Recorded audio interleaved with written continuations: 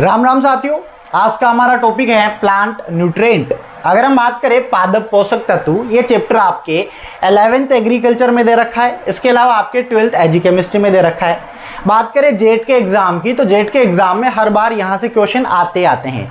कई बार मैंने देखा है कि जेट के पेपर में अकेले इस टॉपिक से 3-3, 4-4 क्वेश्चन पूछे जाते हैं। एग्रीकल्चर के जितने भी एग्जाम होते हैं, चाहे वो एंट्रेंस एग्जाम हो या किसी वैकेंसी का एग्जाम हो, सभी एग्जाम में यहाँ से क्वेश्चन आते हैं।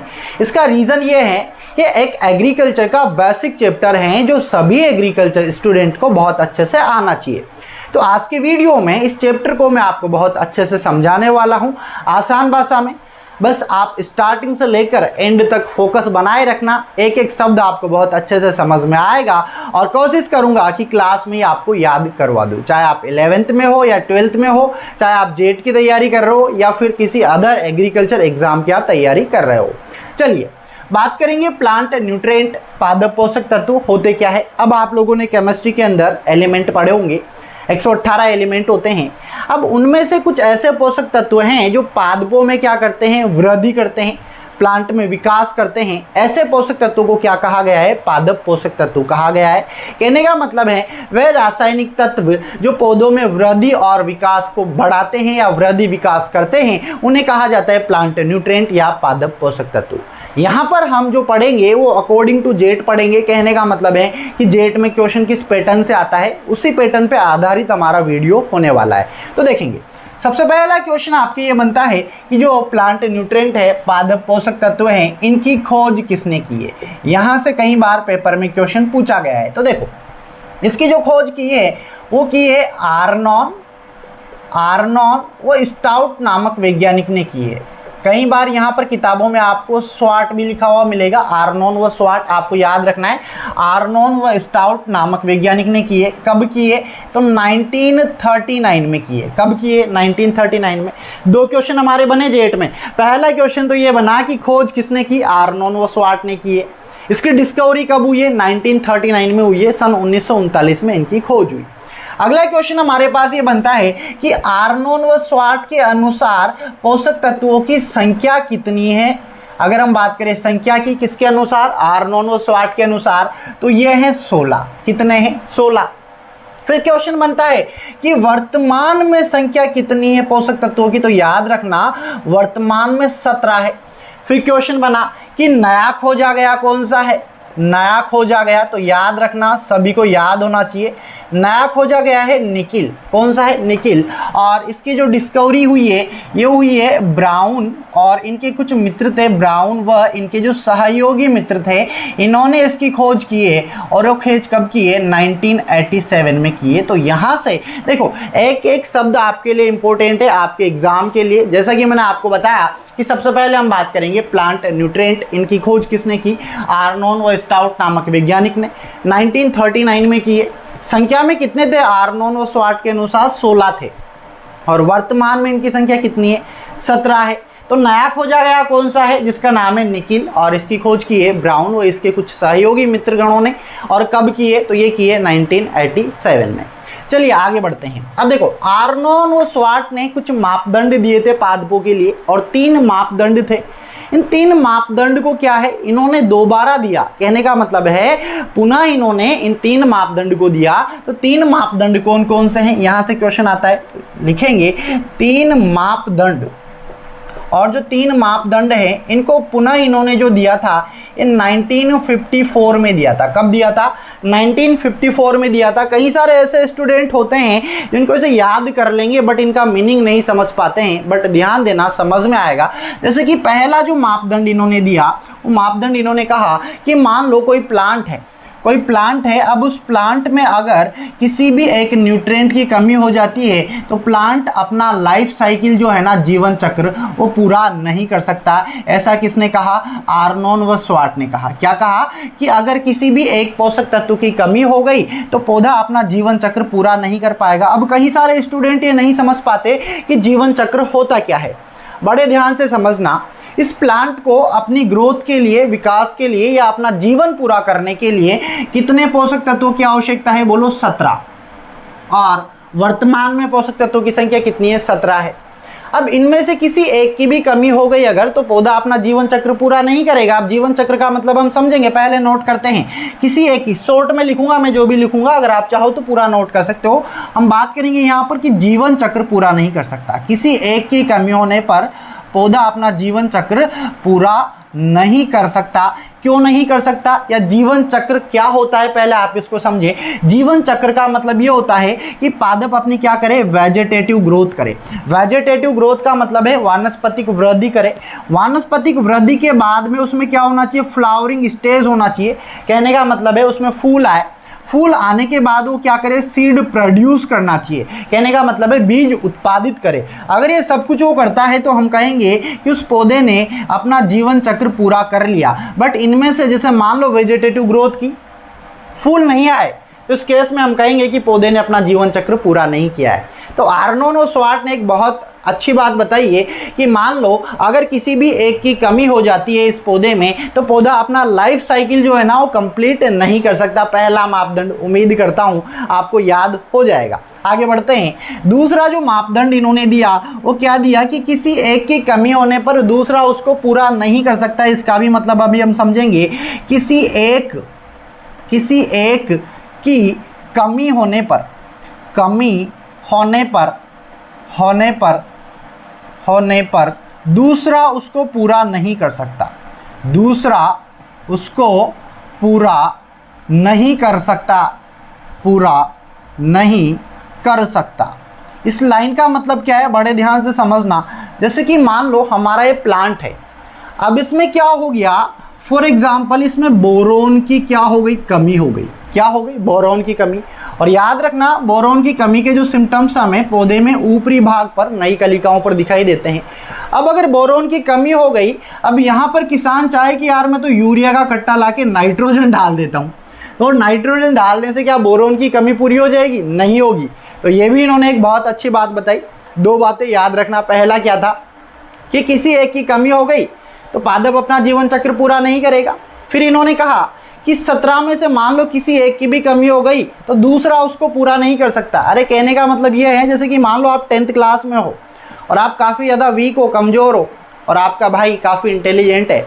आपने कहा कि यार मेरी जगह तू पेपर देने चल जा। क्या ऐसा हो सकता है, क्या पॉसिबल है या नहीं? नहीं है, क्योंकि आपको ही जाना पड़ेगा, क्योंकि आप ही 10th क्लास में हो और आपको ही 10th बोर्ड फाइट करना है। तो यहाँ पर दूसरा आपकी पूर्ति नहीं कर सकता। ये किन्होंने बताया, ये कहा आर्नोन व स्वार्ट ने। तीसरा जो इन्होंने मापदंड दिया वो मापदंड क्या था कि कोई भी एलिमेंट सीधे ही पौधे की उपापचय क्रियाओं में भाग लेता है। उपापचय क्रियाओं का मतलब ये है कि मेटाबॉलिक रिएक्शन, कहने का मतलब है उसका कोई न कोई कार्य होगा, कोई न कोई फंक्शन होगा, और डायरेक्ट ही वो क्या करेगा, जो उसकी उपापचय क्रियाएं हैं उनमें शामिल होता है, भाग लेता है। तो ये 3 मापदंड है। कई बार 11th-12th में जो सब्जेक्टिव पेपर आता है उनमें तो कई बार पूछा गया है, और जेट में भी यहाँ से क्वेश्चन आते हैं कि बताइए निम्न में से कौन सा सही है ना। और 3 मापदंड आपको याद रखने पड़ेंगे, एक गलत आपको दे दिया जाता है। तो थर्ड हम लिखेंगे सीधा ही उपापचय क्रियाओं में भाग लेता है। यहाँ पर जितना हो सकता है उतना शॉर्ट लिखवा रहा हूँ मैं। सीधा ही उपापचय क्रियाओं में भाग लेता है, क्रियाओं में भाग लेता है। तो देखिएगा, वापस एक बार फिर से बताता हूँ। हम बात कर रहे हैं प्लांट न्यूट्रिएंट की, और प्लांट न्यूट्रिएंट के अंदर मैंने आपको बताया कि पादप पोषक तत्व क्या होते हैं। वे पोषक तत्व जो पौधे में वृद्धि व विकास में सहायक होते हैं उन्हें पादप पोषक तत्व कहा जाता है। बात करें इनकी खोज किसने की है, तो आर्नोन व स्वार्ट ने की है। कब की है? सन 1939 में।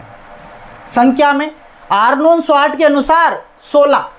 फिर क्वेश्चन पूछेगा कि भाई 17वां कौन सा है, तो आपको बताना है 17 मतलब खतरा, और जो 17वां है वो कौन सा है, निकिल है, और जिसकी खोज किसने की है, ब्राउन व इसके कुछ सहयोगी मित्र थे, इन्होंने की है। फिर आर्नोन व स्वार्ट ने 3 मापदंड पुनः निष्कासित किए, और वो कौन कौन से थे और कब किए, तो 1954 में किए। 3 बहुत आसान है, इजी वे में आपको याद हो जाएंगे। देखिएगा, पहला इन्होंने कहा कि लाइफ साइकिल कंप्लीट नहीं होगा। कहने का मतलब है वेजिटेटिव ग्रोथ, फ्लावरिंग स्टेज और सीड प्रोड्यूस करे, तब तो हम कहेंगे कि हाँ जीवन चक्र पूरा हुआ। लेकिन किसी एक की कमी हो जाएगी तो ऐसा नहीं हो पाएगा। फिर कहा किसी एक की कमी होने पर दूसरा उसको पूरा नहीं कर सकता। जैसे कि फॉर एग्जांपल मैंने समझाया कि बोरोन की कमी हो गई, और जो हमारे किसान थे रामलाल जी, वो यूरिया का कट्टा लाए और यूरिया इसमें डाल दिया और सोचा कि हाँ बोरोन की कमी की पूर्ति हो जाएगी, बट ऐसा नहीं हो सकता। फिर आगे सीधा ही उपापचय क्रियाओं में भाग लेता है। जैसे कि फॉर एग्जांपल मान लो मैंने मैग्नीशियम डाला, तो मैग्नीशियम सीधा ही पौधे की उपापचय क्रियाओं में भाग लेता है।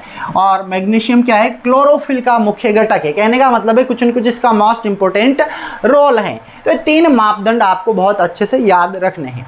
चलिए आगे बढ़ते हैं और बात करेंगे इनकी क्लासिफिकेशन की, जहां से जेट के एग्जाम में कई बार क्वेश्चन पूछा गया। इसके अलावा एग्रीकल्चर के जो अदर स्टेट के जो एंट्रेंस एग्जाम होते हैं, उन सभी एग्जाम्स के लिए भी हमारा वीडियो उनके लिए मोस्ट इंपॉर्टेंट है। जो स्टूडेंट 11th में है उनके लिए इंपॉर्टेंट है, जो 12th में है उनके लिए इंपॉर्टेंट है। क्योंकि आपने देखा होगा आपके 11th एग्रीकल्चर में एक चैप्टर दे रखा है, चैप्टर नंबर 4, जिसका नाम है पादप पोषक तत्व उर्वरक। उर्वरक भी साथ में आपको उसमें दे रखे हैं। इसके अलावा 11th में एक चैप्टर है जिसका नाम है आवश्यक पादप पोषक तत्व, essential plant nutrient. Essential plant nutrient का मतलब ये है कि अनिवार्य हैं। ऐसे तो कई सारे हैं, प्लांट के अंदर हो सकता है कि 90 एलिमेंट पाए जाए, बट उनमें से अनिवार्य कितने हैं, 17 है, जिनकी पौधों को वाकई में नीड है। उन्हीं को हम बोल रहे हैं अनिवार्य पोषक तत्व। क्या बोल रहे हैं, असेंशियल प्लांट न्यूट्रिएंट। अब यहाँ पर जो सबसे ज़्यादा कन्फ्यूजन पैदा होता है वो किसको लेकर होता है, इसके क्लासिफिकेशन को लेकर। और कई सारे स्टूडेंट इसको याद नहीं कर पाते, बट इतनी गारंटी देता हूँ आप पूरा फोकस बोर्ड पर रखना, आपको क्लासिफिकेशन अभी कभी याद हो जाएगा। ठीक है, तो देखो हमारे पास जो प्लांट न्यूट्रिएंट है इनकी संख्या है 17। कितनी है, 17 है। और इन 17 का जो क्लासिफिकेशन हम करते हैं मुख्य तौर पर, वैसे अलग अलग हम करेंगे, जैसे कि पादपों में गतिशीलता के आधार पे, मृदा में गतिशीलता के आधार पे, लेकिन अभी एक हम मात्रा के आधार पे बेसिक सा वर्गीकरण हम देखेंगे। जैसे कि देखो पहले इससे हमें क्या होगा, ये भी ज्ञात हो जाएगा कि ये 17 है कौन कौन से हैं। तो ध्यान दीजिएगा, इनको हमने 2 भागों में बांटा। पहला हमने इनको बोला मैक्रो। क्या बोला, मैक्रो। मैक्रो का मतलब होता है वृहद या मूल पोषक तत्व। होते क्या है ये भी बताऊंगा, होते क्या है भाई जानना जरूरी है। अगर आप कैप्टन एग्रो से पढ़ाई कर रहे हो तो कहने का मतलब है आपके जो कॉन्सेप्ट हैं वो क्लियर होने चाहिए अच्छे से। इसके बाद अगला हमारे पास सेकंड नंबर पे जो था वो था माइक्रो। और माइक्रो मतलब होता है सूक्ष्म। क्या होता है, सूक्ष्म। अब जानेंगे कि पहले ये होते क्या है। मैक्रो को ध्यान से समझना, वृहद को, वे पोषक तत्व जिनकी पौधों को आवश्यकता ग्राम में हो या किलोग्राम में हो या फिर 1 ppm से ज़्यादा हो। ppm मतलब होता है पार्ट पर मिलियन। ppm में कई सारे स्टूडेंट को काफ़ी ज़्यादा कंफ्यूज होता है। अगर ऐसा आपके साथ भी होता है आप कमेंट करके बताइए, उसके ऊपर अलग से वीडियो आपके लिए बना दिया जाएगा। फिलहाल आप इतना समझे कि वृहद पोषक तत्व क्या होते हैं, जिनको हम पौधों को तो देते हैं लेकिन अधिक मात्रा में, जैसे कि ग्राम में, किलोग्राम में या 1 ppm से ज़्यादा। बात करें माइक्रो की, तो माइक्रो क्या होते हैं, वे एलिमेंट जिनकी पौधों को आवश्यकता होती है बट 1 ppm से कम। किससे कम, 1 ppm से कम, पार्ट पर मिलियन इसका पूरा नाम होता है। चलिए आगे बढ़ते हैं। अब बात करेंगे यहाँ पे सबसे पहले वृहद के बारे में, मूल के बारे में। जो ये पोषक तत्व हैं, देखो अलग अलग किताबों में अलग अलग तरीके से हैं, बट मेरा पढ़ाने का तरीका कुछ अलग है। मैं अलग तरीके से आपको बताऊंगा ताकि आप अच्छे से याद रख पाओ। मैं इनको 3 भागों में बांटता हूँ। कितने भागों में, 3 भागों में बांटता हूँ। कौन कौन से, देखिएगा। मैं पहले नंबर पे लेता हूँ संरचनात्मक। कौन सा लेता हूँ बाल को, संरचनात्मक, जो आपको अच्छे से याद रखना है।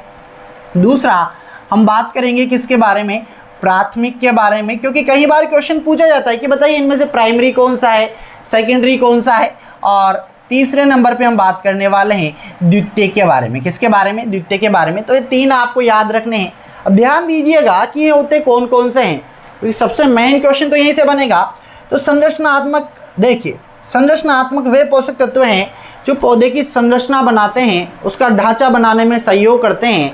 और करीबन ये हमारे पास कितने हैं, 3 हैं। और 3 कौन कौन से हैं, ध्यान दीजिएगा। जैसे कि हमारे पास कार्बन है, इसके अलावा हमारे पास हाइड्रोजन है, इसके अलावा हमारे पास क्या है, ऑक्सीजन है, CHO। करीबन एक जो प्लांट होता है उसका 90 से लेकर 95% जो भाग हैं वो कार्बन, हाइड्रोजन, ऑक्सीजन से मिलकर बनता है। और कार्बन, हाइड्रोजन, ऑक्सीजन जो है किसान को अपनी फसलों में डालने की कतई ज़रूरत नहीं है।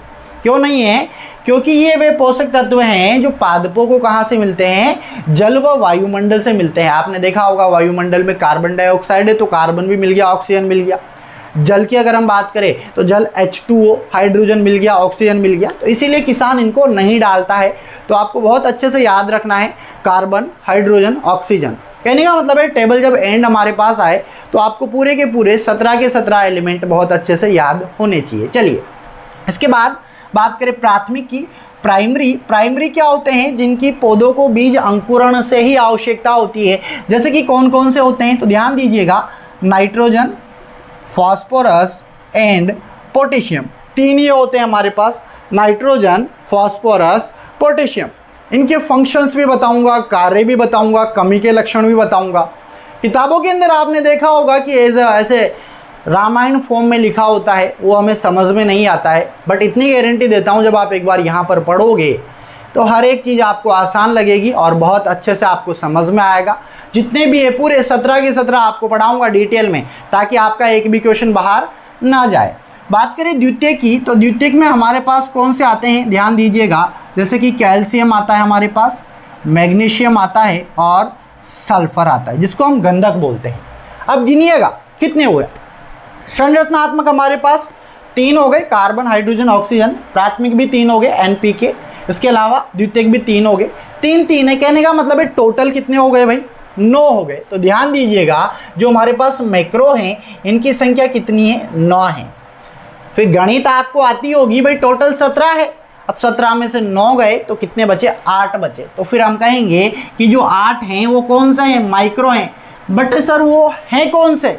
ध्यान दीजिएगा, समझते हैं वो कौन कौन से हैं। तो देखो हमारे पास आता है जिंक है, इसके अलावा हमारे पास लोहा आयरन है, इसके अलावा हमारे पास बोरॉन है, इसके अलावा हमारे पास निकिल है, इसके अलावा हमारे पास कॉपर है, इसके अलावा हमारे पास क्लोरीन है, और इसके अलावा हमारे पास मोलिब्डेनम है, और कौन है? मैग्नीज है। गिनिएगा कितने हो गए? 1 2 3 4 5 6 7 8। तो 8 ये हमारे पास है, और 8 और 9 हमारे पास टोटल कितने हो जाते हैं? 17 हो जाते हैं। तो उम्मीद करता हूं कि 17 के 17 एलिमेंट आपको अच्छे से समझ में आए होंगे। अब यहाँ से जो आपके जेट का एग्ज़ाम है या कोई अदर एग्ज़ाम है, उसमें क्वेश्चन आता ही आता है। क्वेश्चन किस तरीके से आएगा? जैसे कि पूछेगा कि बताइए निम्न में से संरचनात्मक कौन सा है, निम्न में से द्वितीय कौन सा है, निम्न में से प्राथमिक कौन सा है, निम्न में से सूक्ष्मतम कौन सा है। तो ये आपको ज्ञात होना चाहिए अच्छे से। इसके अलावा इनके कई सारे फंक्शन हैं जो इंपॉर्टेंट हैं, वो मैं आपको एक बार फिर से बता देता हूँ।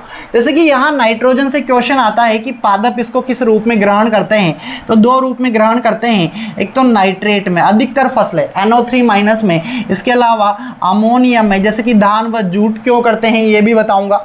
इसके अलावा फॉस्फोरस हमारे पास आता है, पोटेशियम हमारे पास आता है। पोटेशियम क्या करता है? स्टोमेटा को ओपन और क्लोज करने का वर्क करता है। मैग्नीशियम क्या है? क्लोरोफिल का मुख्य घटक है। सल्फर हमारे पास दलहनी फसलों में और तिलहनी फसलों में, दलहनी फसलों में प्रोटीन निर्माण करता है और तिलहनी फसलों में तेल का निर्माण करता है। सबके अलग अलग फंक्शंस है, बट वो हम पढ़ेंगे अगली वाली क्लास में। उम्मीद करता हूँ कि पूरा का पूरा वीडियो लेक्चर आपको बहुत अच्छे से समझ में आया होगा। अगर इसमें आपका कोई भी डाउट है आप मुझे कमेंट करके बताइए, और इसका अगला पार्ट आपको चाहिए तो आप वीडियो के नीचे जो कमेंट बॉक्स है उसमें पार्ट 2 आप ज़रूर लिखिएगा, और अपने अपने ओपिनियन दे कि ये वीडियो कैसा लगा, समझ में आ रहा है कि नहीं आ रहा, और आप इनको कंटिन्यू शेयर ज़रूर करते रहे। तो दोस्तों हम मुलाकात करेंगे अगली क्लास में। तब तक आप सभी को मेरा राम राम, नमस्कार, जय जवान, जय किसान, जय हिंद, बाय बाय।